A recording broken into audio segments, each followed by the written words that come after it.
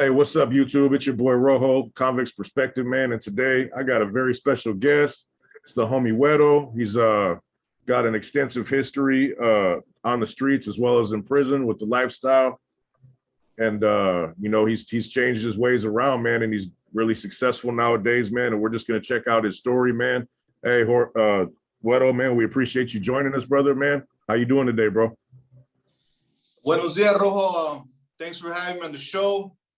I'm doing very well. I'm doing very good today, and thanks for the opportunity to be on your show. And thanks to Flaco as well. What's up, Flaco? So I'm here to share, man, that positive message. And I guess sometimes to speak a positive message, you got to speak a little bit of the negative past. You know what I mean? So we'll be speaking a little bit on that. And I already shared on stories written by a current prisoner. My story, a lot of people already heard it, you know, but whatever other questions you have, Rojo, whatever you want to ask during the time I'm sharing, go ahead and ask. You know what I mean? All good, man. I was just wondering, man, how you first got involved with the Cerrinos over there in San Jose. Yeah, so in the early 90s, there was hardly any Sureños. Maybe there was a few of them here and there, you know, but the Norteños, they were everywhere. They were everywhere. You couldn't walk anywhere without seeing Norteños walking with Mongolians, red paños, red belts. You went to any school you went, any middle school, high school, it was flooded with Norteños. It was flooded with Norteños, and the reason why I chose to go against them, or why I rebelled against them, was because when I was in sixth grade in middle school, I see them punking on a lot of little paisas that didn't even bang, you know, and they used to punk on them, call them scraps, call them wetbacks. They used to make fun of them because they wouldn't speak English or the way they dressed. And some of those paisas were my family members. Some of them were my cousins, uncles that they were barely coming from Mexico. And I just started having hate for these Norteños, you know? I mean, I hear comments all the time about not all Norteños were like that. Well, maybe they weren't in other areas, but in San Jose, on King and Story, where I grew up, that's how it was. That's my story. Everybody grew up different in different areas, and things might change here and there. But in the early 90s, when I was growing up, the Norteños in my area were punking on the paisas. They used to punk on them. And at an early age, I started having hate towards them. Started having hate towards the way they approach my people, my family, my friends, you know? And I decided to gather a whole bunch of little paisas and say, you know what? Fuck this. Let's get together and let's get these motherfuckers. One way or another, we're gonna get them. I told them, we're gonna catch them slipping sooner or later, and we're gonna have to get them. And that's how it all started. Supposedly, I started to defending my own people, defending my gente.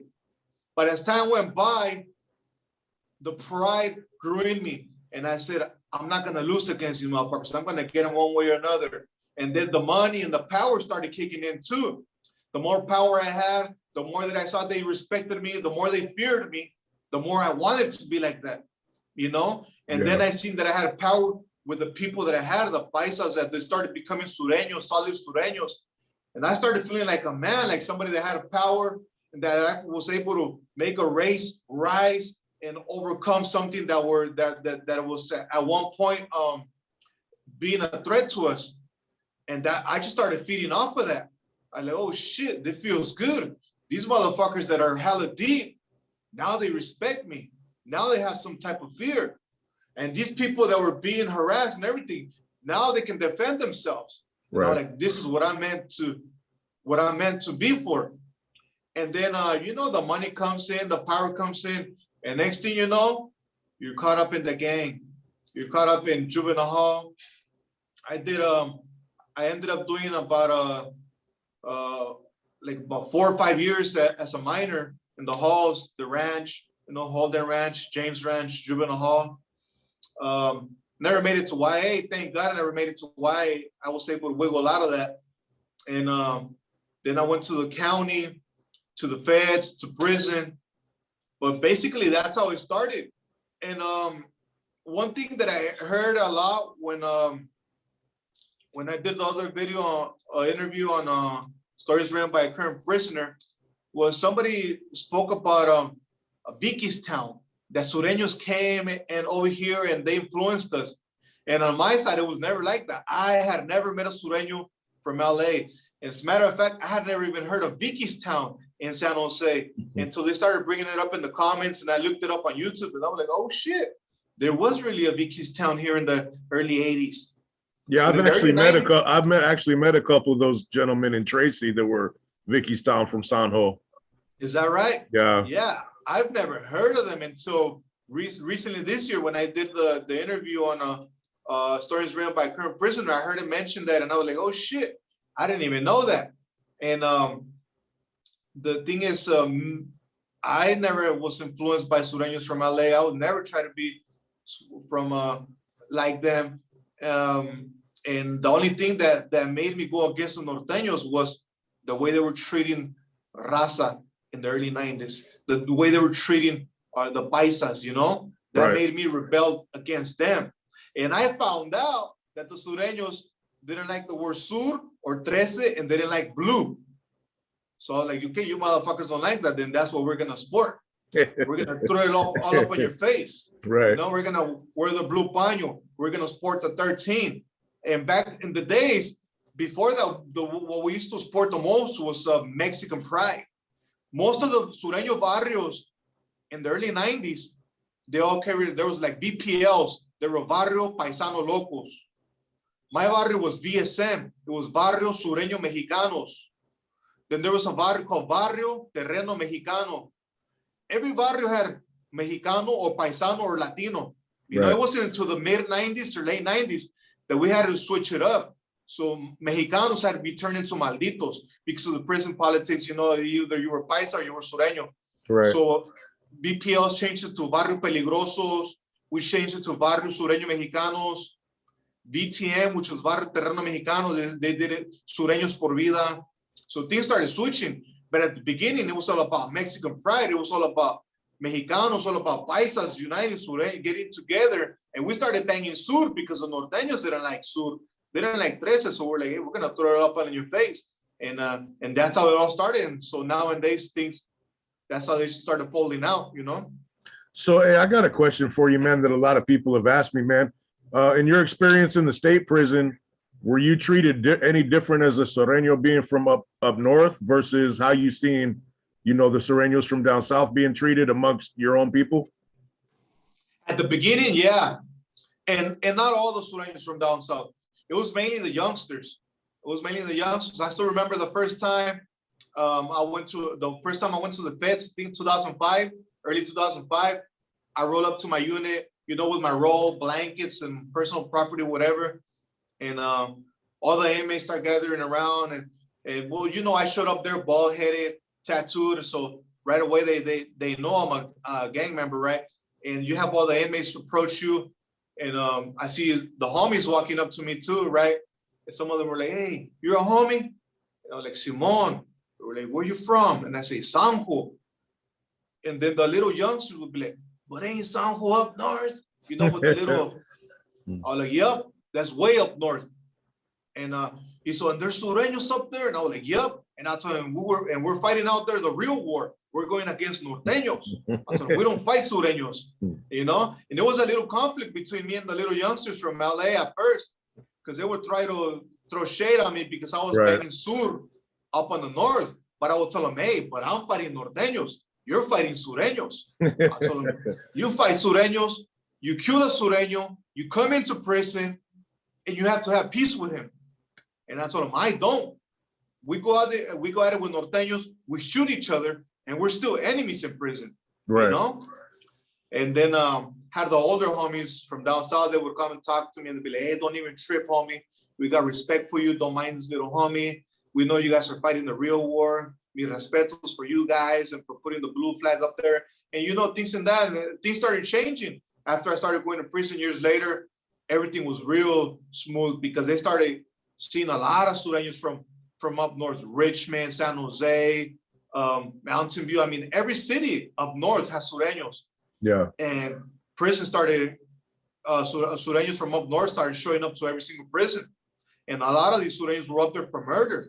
Right. Most of the crimes from Sureños up north that are in prison are for assault and battery, attempted murder, or murder on norteños. Right. And the Sureños from down south started seeing that. And they were like, oh shit, these fools are going with the norteños where they're way outnumbered, where the NF is established, where they're outnumbered to maybe a 50-1. And they had no older homies to teach them. They did it on their own and this and that. And they started saying like, hey, these motherfuckers got potential. These motherfuckers got balls. These motherfuckers earn some respect. And things started changing. After I started going to prison after that, I would see the homies and they would treat me like any other Sureño from San Diego, LA, Orange County, from whatever it was, you know? Yeah, that's crazy, man. So, and your federal experience, man, how was it? Were you guys totally separated from any Northerners on them yards in the feds, or were there also Northerners on the yards? The feds I was in, there was no Northerners at all.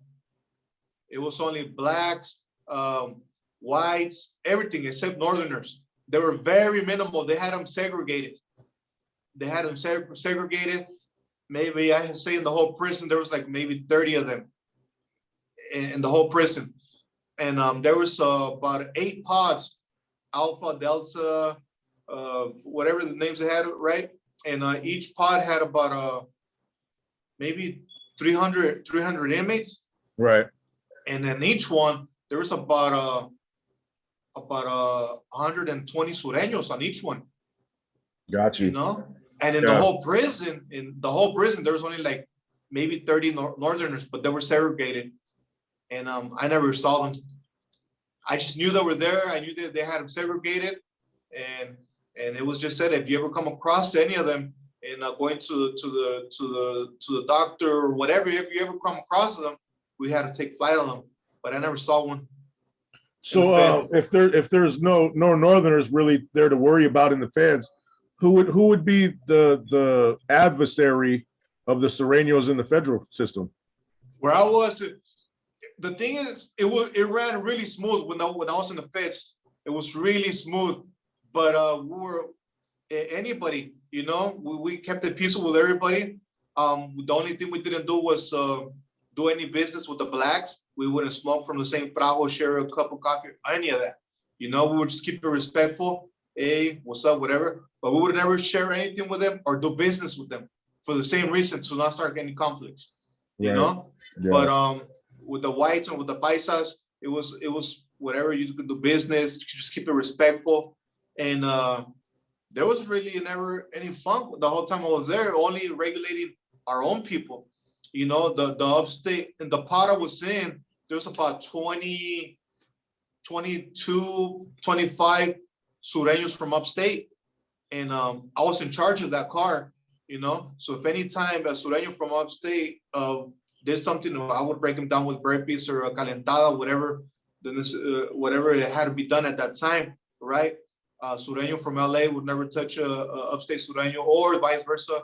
A Sureno from upstate would never touch a Sureno from down south, unless there was no Sureños from upstate to handle the business. Then the Sureños from down south would have to do it, you know.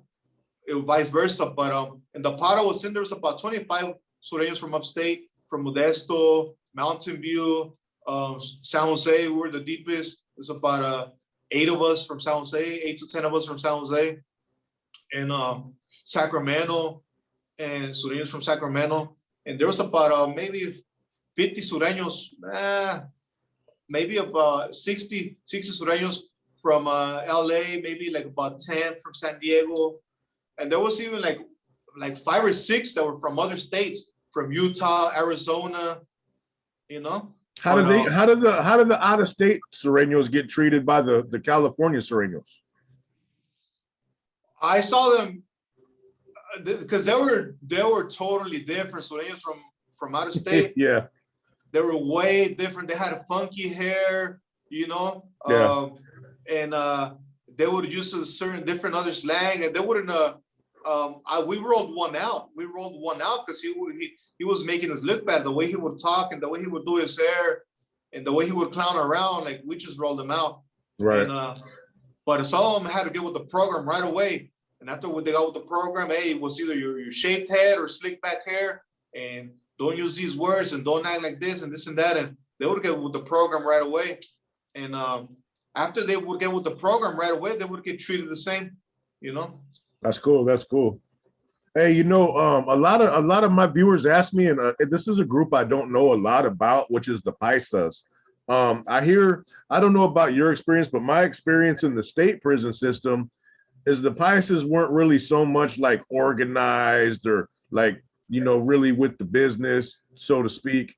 I heard in the federal system, the Paisas are kind of a force, man. What would be your opinion on that? Yeah, I agree. Okay. I agree. That's exactly what it is. I mean, the same thing in the state. I mean, the Paisas were not that organized. They were not Right. that deep. But in the feds, they were deep. They were deep and they were more organized. And but yeah, they were deep, especially right there. I was in the feds in Arizona. There was a lot of Paisas from Arizona, and they were hella deep, and they were organized. And I agree with what they said. They run more smooth in the feds. They're more deep and they're more organized, and there's power in numbers, and they have a lot of numbers in the feds. Yeah, because like in California, man, we never even viewed those guys as a potential threat just because, you know, the lack of organization, you know what I mean?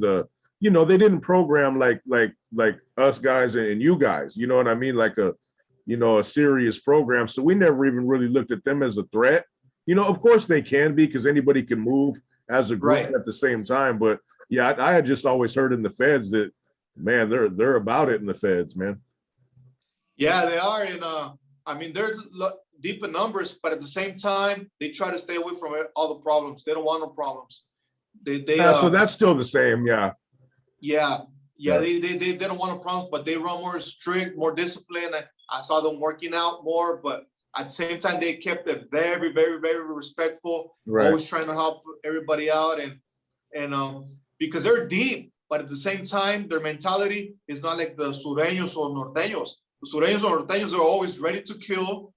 They're willing to die, Yeah. and they don't give a damn about doing life all day in prison.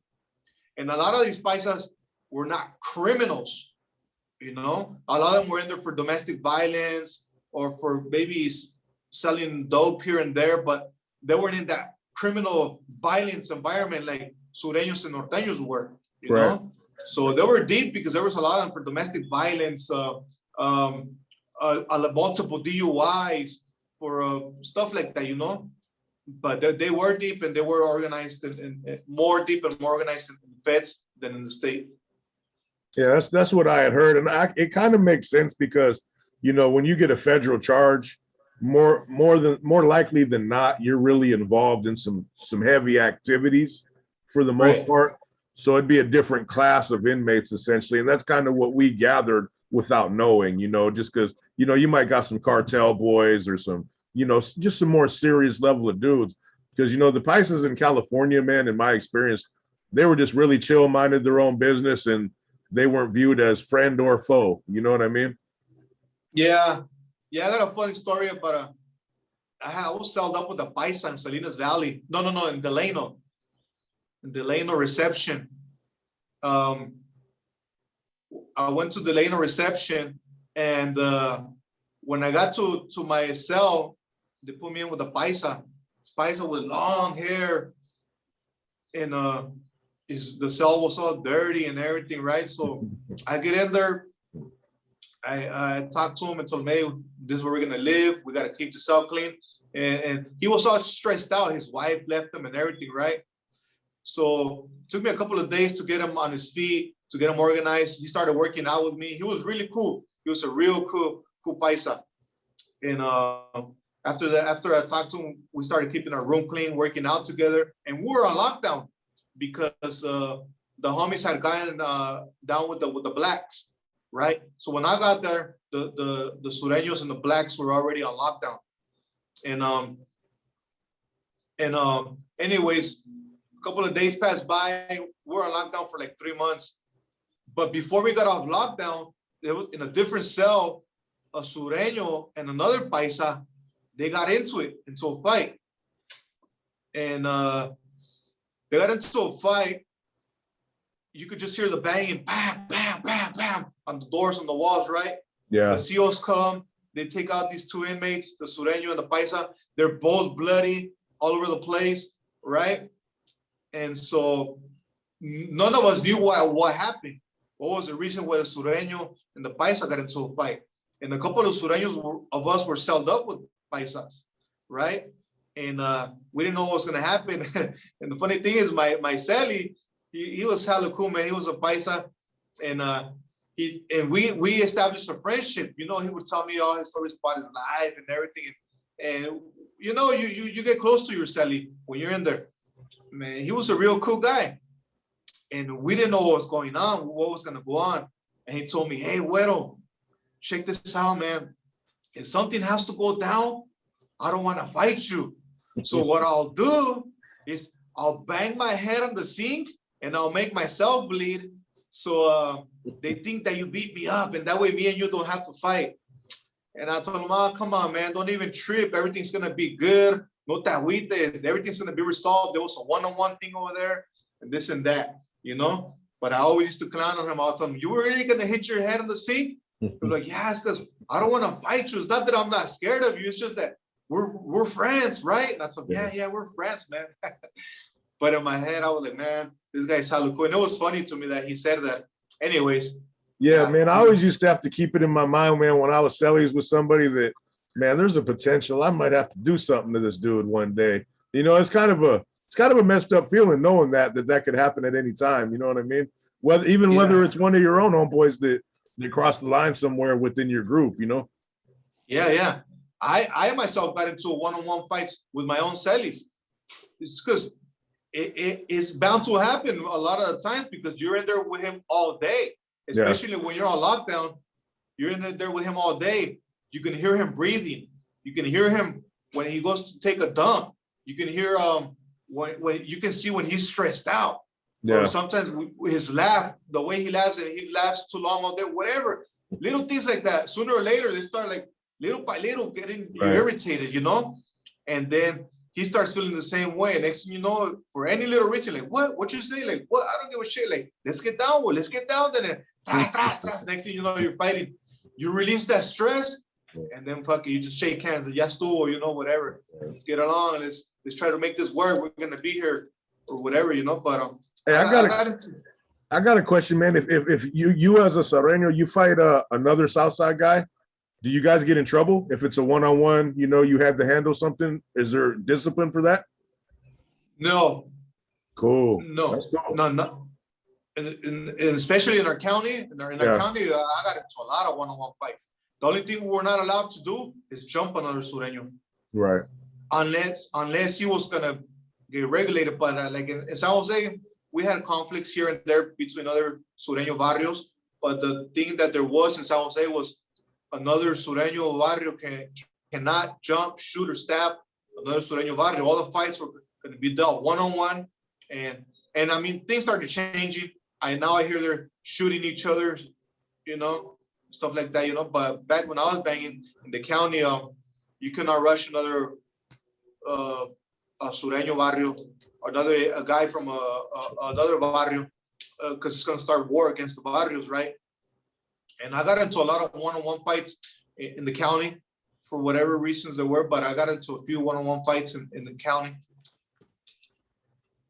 So, hey, man, what made you decide to wrap up the gangbanging, brother? So as I shared before, I mean, I told you why I got into gangbanging, right? I started having hate toward a group of people that were oppressing my people, that were oppressing a group that was weak, and And I started having hate towards that. And I started building off of that. And one thing that I am is, for some reason, I like violence. That attracts me. So I used it right there and properly, right? And I just started growing into that. But all that made me pay consequences. A lot of juvenile hall time, ranch time, county time, prison time. And hold on, let me write something down before I forget. Right here. So I just got caught up in the web of violence and the web of gangster mentality, and I wasn't paying attention to my family, to my kids, to my jefitos, nobody. I was just focused on, I got stuck in that one mission: destroy my enemy, prove them that we're strong, prove to them that they cannot keep doing this to us. My mentality was just stuck on that. My mentality was like, I'm not gonna lose. I'm gonna teach them who we are. I'm gonna teach them that we're gonna rise. I'm gonna let them know who we are, right? And I got stuck on that mentality. I totally forgot about my family, my kids, everything. I didn't care about anything or nobody. I was basically running from responsibility, from being a good father, from being a good man in society. I was running away from all that, and I was just stuck on that one thing that I thought felt good in me. I felt good for becoming somebody respected. I felt good by establishing groups and making them rise. But one time when I was in prison, I woke up in the middle of the night. I shared this before, and I went to take a leak. And you know, on your toilet and your sink, they're together, and there's a little mirror, and you can barely see yourself there because it's been scratched and tagged on and everything, but you can still see yourself a little bit there, right? And I woke up in the middle of the night, and I was taking a leak, and I was looking at myself, and I looked at my surrounding, and I was in a damn little cell with another man in a cell. And I said, how the fuck did I end up here? Why the fuck am I in here? And I started thinking a lot, and I said, like, what the heck? This ain't a real man. This is not a real thing. I can't be proud of this, being in a cell with another man, smelling his farts, smelling when he has to take a shit, having another man telling me I have to pull a hit on another man, having a CO tell me when I'm gonna shower, when I'm gonna go eat, when I'm gonna go to yard, having another man telling me what to do. I thought, what the fuck? This ain't nothing to be proud of. Something just sparked in me, and I was like, oh shit, how the fuck did I end up here?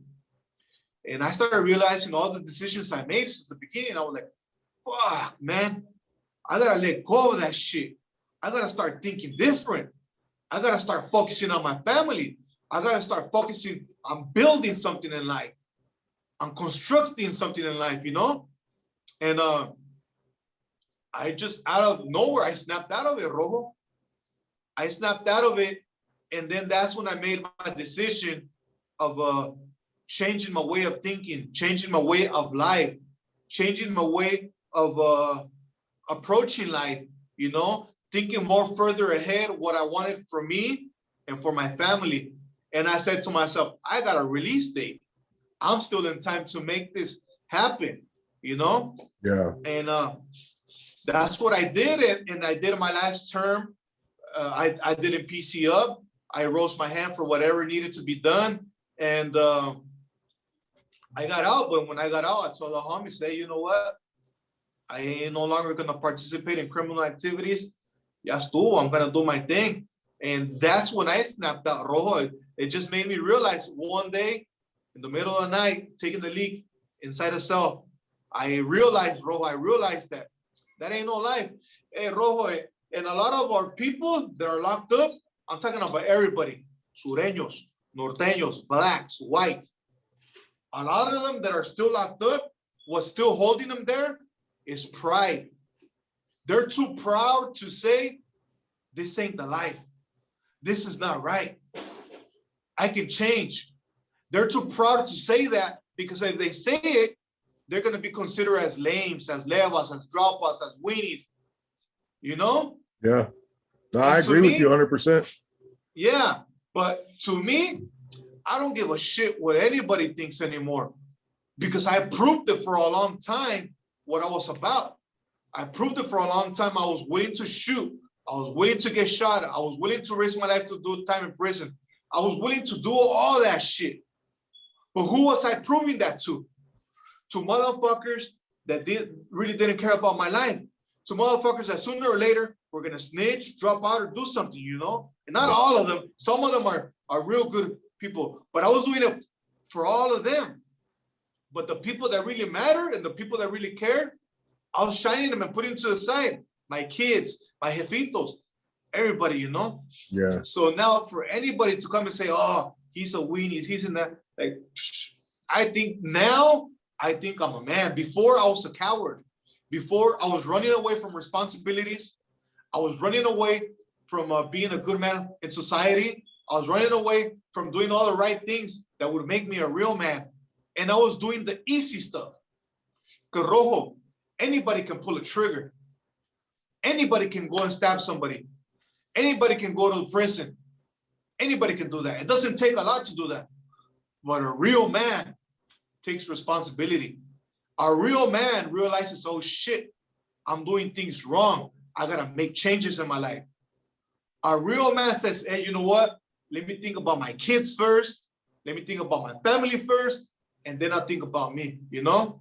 Right. So that day, that's the day I became a man. That day that I realized that the life I was living was wrong. That the choices I had made were wrong. And that I had to make a change in my life. And it paid off, Rojo. It paid off. I came out of prison.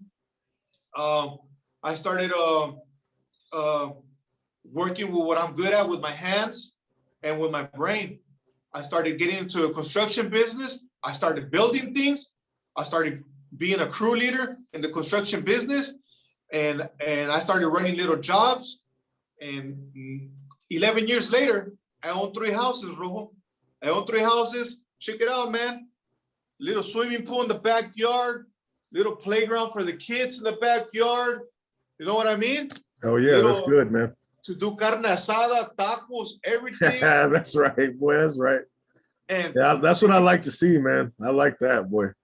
You can't beat that, Rojo. You can't say that I'm a coward, that I'm a lame, that I'm this and that, because I decided to leave that gang life. I decided to leave that criminal mentality, you know?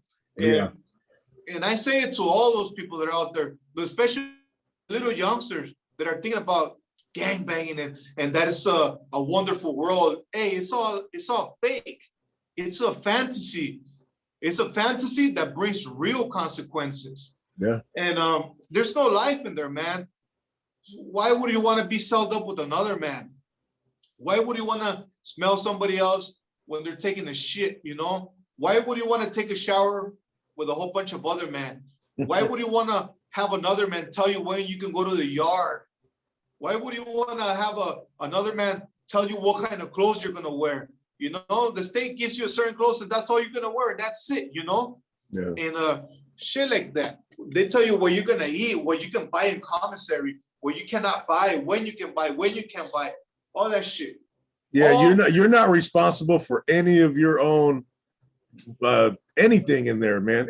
Somebody's telling you about everything, whether it be the system or your own homies or whatever. You're not in charge of nothing, bro. Exactly. No.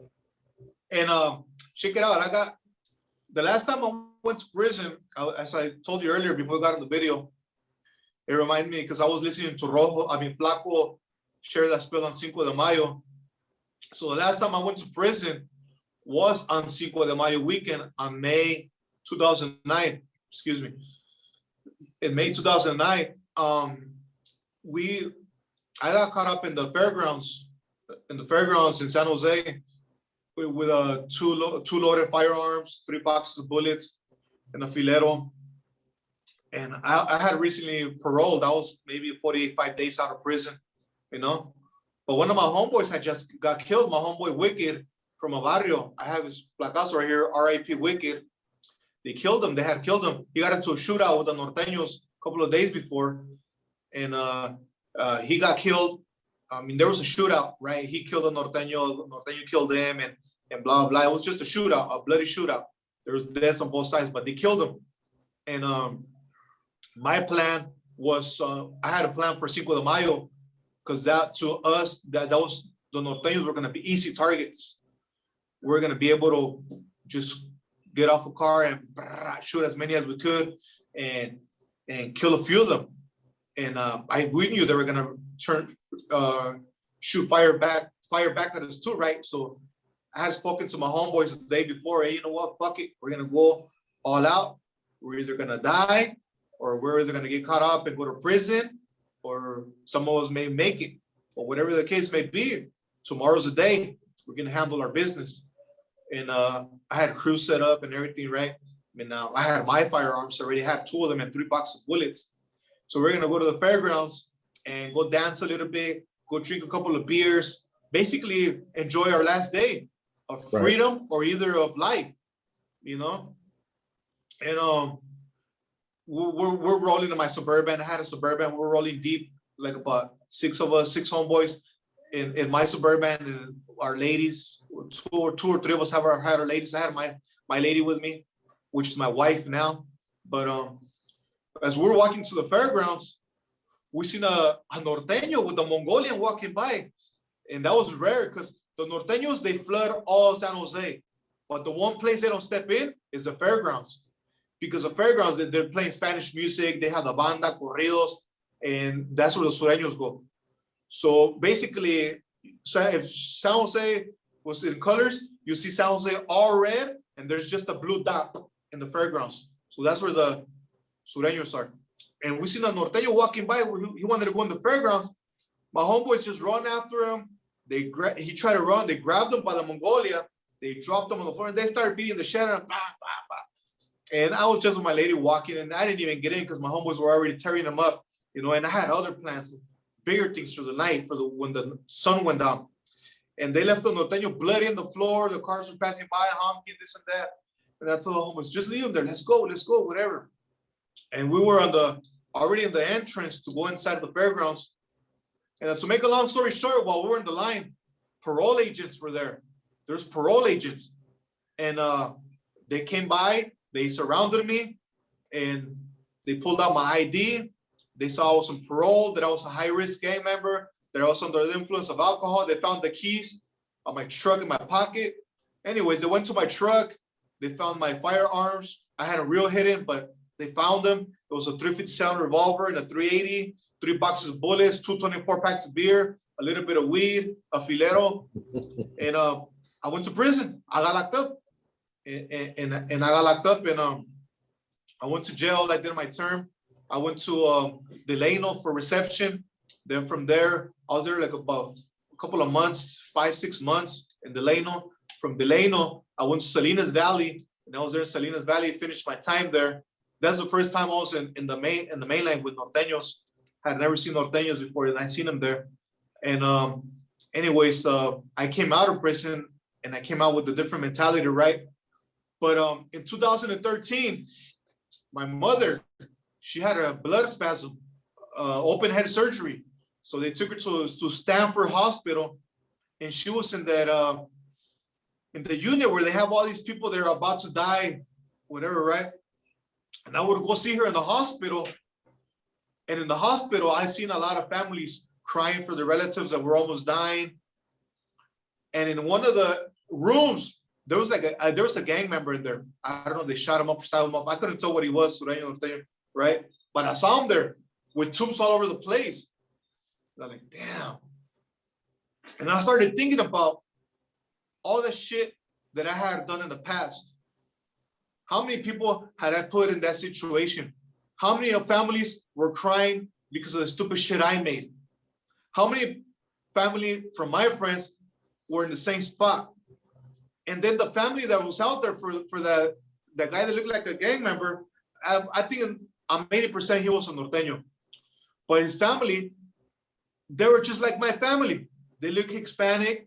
There was little kids, there was little sisters, and they were out there crying. I was like, fuck, man, it's our own people. It's our own people doing this to our own people. And I started remembering when I was locked up in juvenile hall in the ranch, when we would get visits, The family from the Norteños look exactly the same as the family as me and my homeboys, the Sureños. Or like, what the fuck? And in the ranch, your family can bring you food, homemade meals, right? And my jefita would bring me a pozole, menudo, enchiladas, tacos, right? And I would see that the Norteños were eating the same food as I was. And I started thinking of all this shit, man. I was like, what the fuck? We're the same exact people going against each other, you know? And out here in the construction business, I started meeting Norteños as well, that they're just trying to provide for their family, that they've been out of prison, they're just trying to do the right thing. And we start chopping it up. And they start telling me their stories about why they became Norteños, because of the oppression from the M and this and that. And I'm like, what the fuck? It's just the same story repeating and repeating itself. Yeah. And I said to myself, man, I'm glad I was able to change my mind. I was able to open up my mind in time and realize that I was wrong.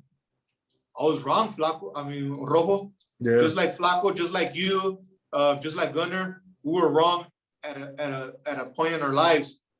And that's why I'm glad to hear all these videos you, Flaco, and Gunner make, and especially this fight that you guys got going on with what's this guy's name? Trollo Trucker. And I seen the live where you guys were all there together. You had LA Times, Trollo Trucker, you, Rojo, everybody, Southern and Northern, everybody's just chopping it up, doing something positive. Like, fuck, man, that's the best thing.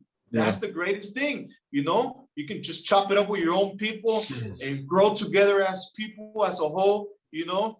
Yep. And doesn't matter if you're from Southern California, Northern California, if you used to sport the blue or the red rag. I mean, at the end of the day, it's just the color, red or blue, you know. But yeah, I mean, there's a lot of blood that has been shed. I hear this. How can we have peace when we had a lot of blood shed? Man, we gotta let that shit go no matter what. Because if we keep promoting that, the only people that are gonna turn out affected on this is our kids, our nephews, the generation coming after us. If we don't make the change now, the only people that are gonna pay the consequences is our kids.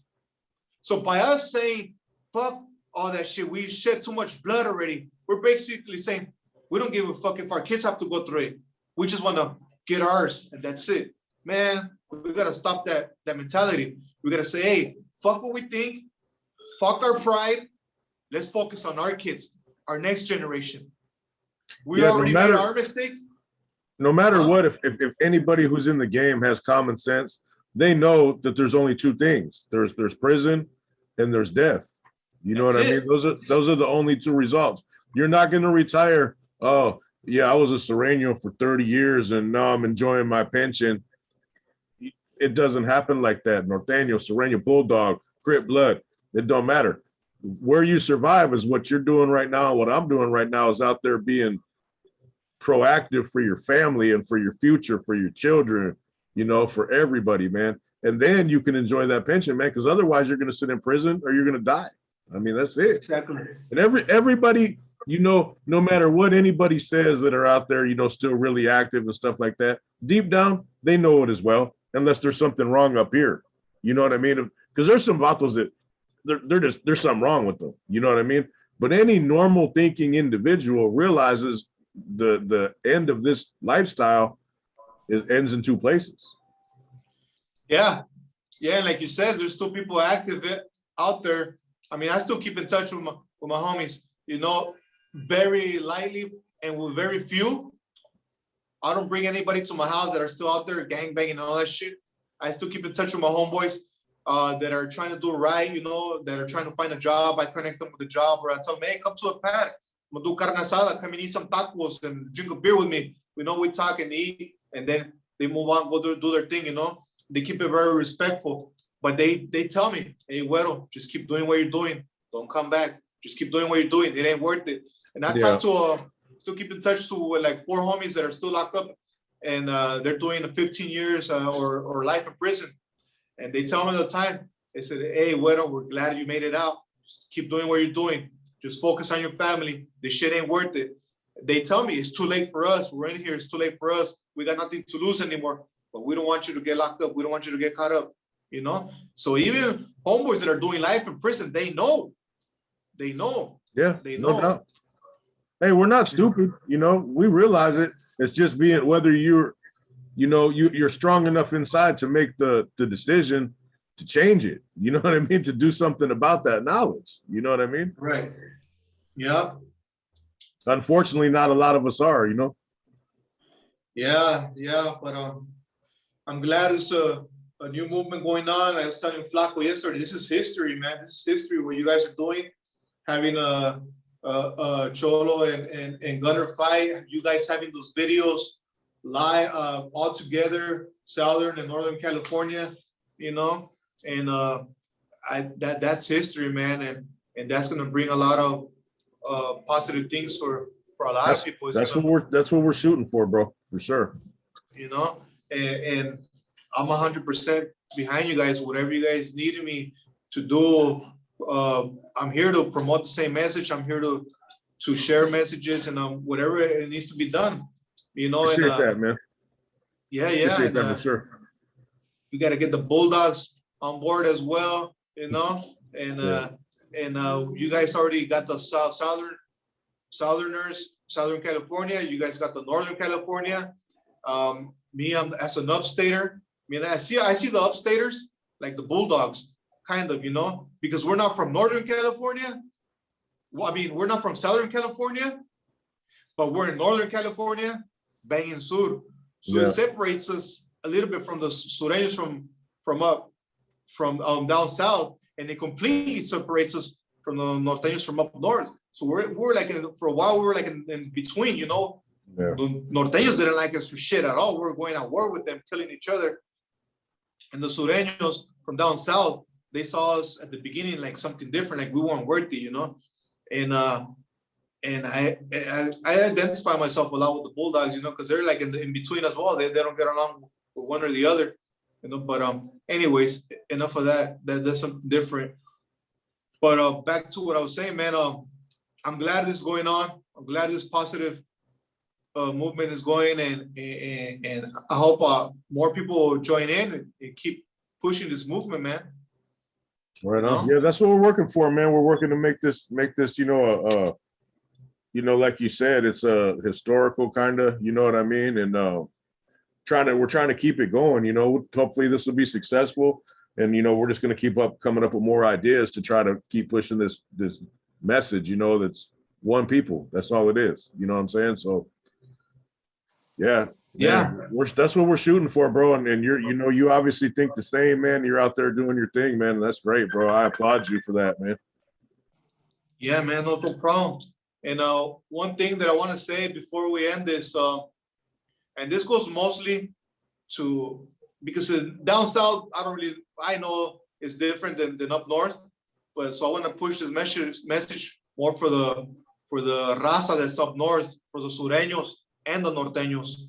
You know, it's time for them to let that shit go and to stop shedding each other's blood, because we're the same people, we're the same gente.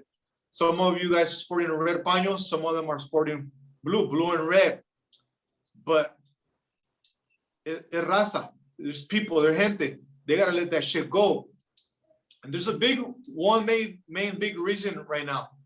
One is because in prison, they're not even going at war anymore. They're chilling with each other, playing cards, playing handball, basketball, everything together.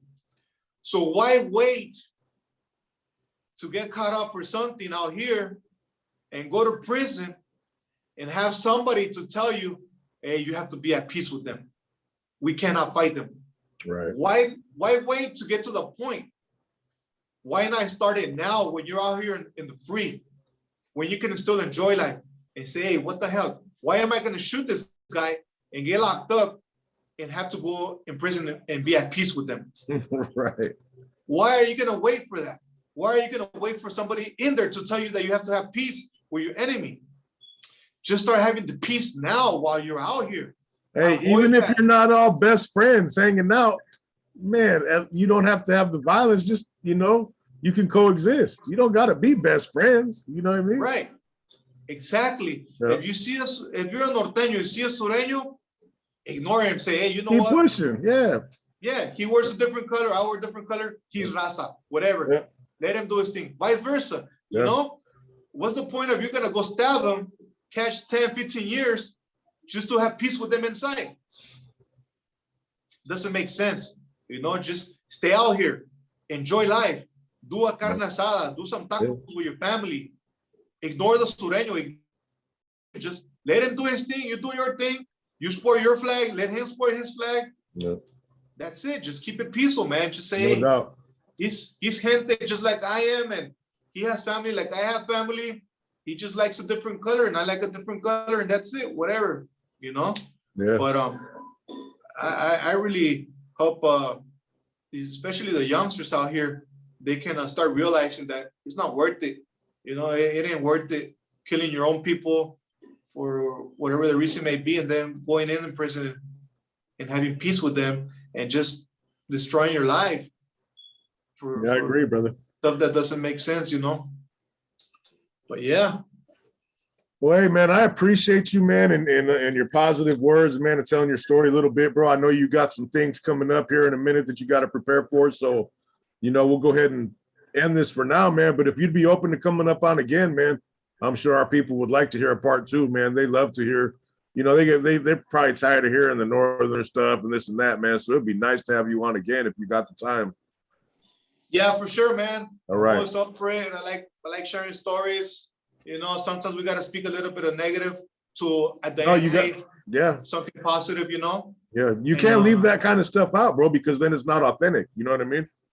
Yeah, man. Yeah. For sure, man. Yeah, next time we'll share some stories, juvenile hall stories, prison stories. And I'll probably take you up on that offer too, to come down and check you out too. So I'm gonna stay in touch for sure, bro. Maybe me and Flacco slide out there, you know what I mean? Yeah, for sure, man. The doors are open to my pad. Like I said, we'll do a little carne asada. I'll strike you guys up, do a little bit of art on you guys, and be good, you know? Hell yeah. Well, right on, Wedo, man. Enjoy the rest of your day. Appreciate your time, brother, and we'll be in touch, man, for sure. All right, Rojo, you have a great day as well. Yes, sir. Thank you, brother.